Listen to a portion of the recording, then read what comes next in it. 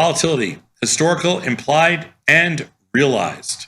Volatility, which is the standard deviation of upcoming log returns, annualized for scale, is simultaneously the most crucial and mysterious aspect of an underlying when it comes to option trading. As the only unobservable input to Black-Scholes' model, traders are left doing their best to estimate or guess at upcoming volatility.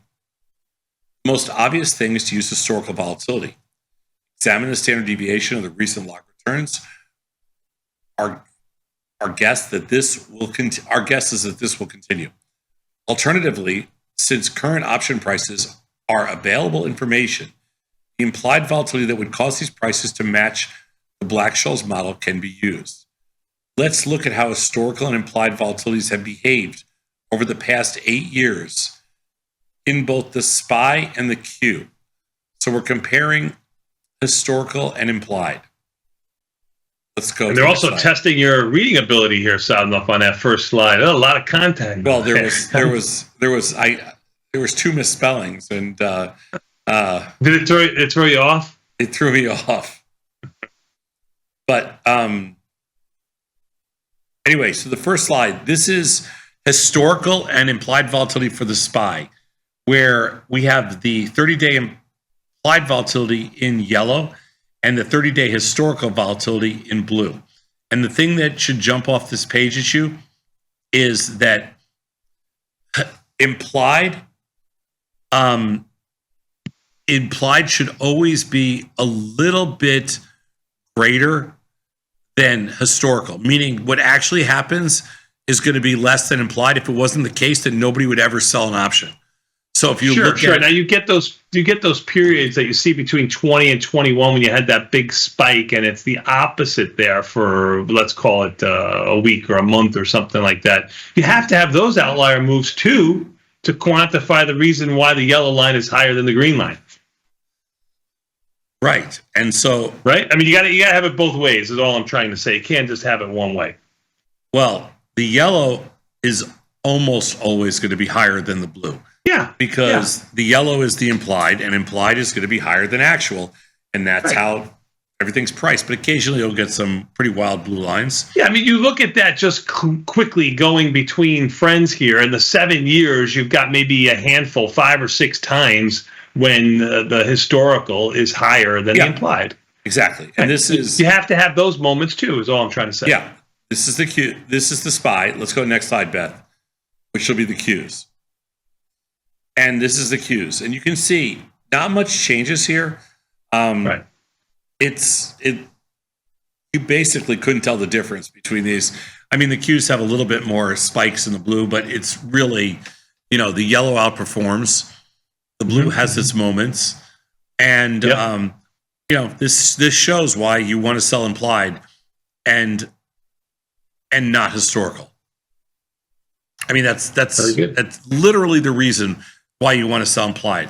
Like a lot of people talk about, different things like technical analysis and fundamental analysis, all this kind of stuff, which relies heavily on historical. But when you look here, you immediately grab the picture. Well, why would I ever use historical when I can use implied? That's all. That's the takeaway. Let's go to the next slide.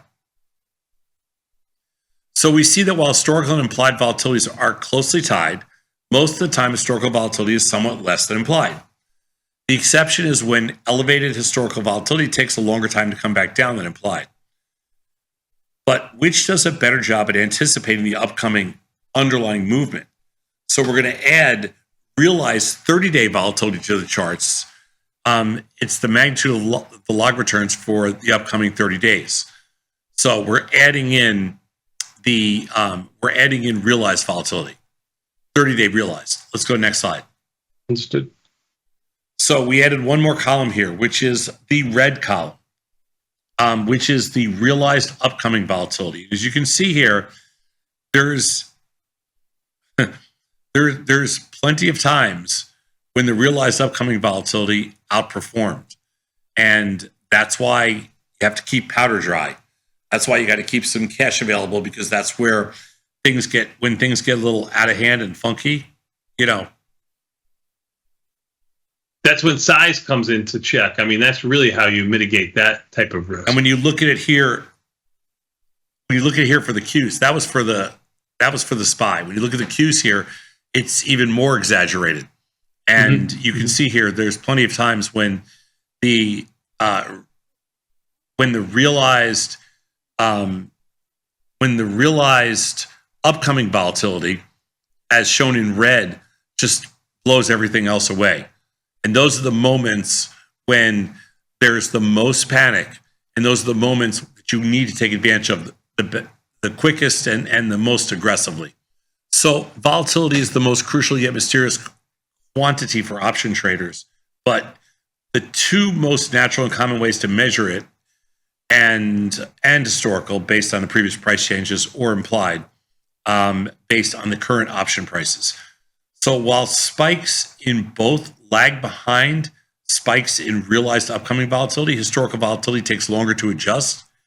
And while realized volatility spikes occasionally, followed shortly by IV and HV, the majority of the time, realized price moves are much more mild than volatility projects. Thankfully, as option sellers, we get paid based on implied volatility, but take losses according to realized volatility. So these general behaviors give a nice explanation as to the long-term profitability of short-term trading positions. It's a little heavy, but hopefully the visuals in there made it all make sense.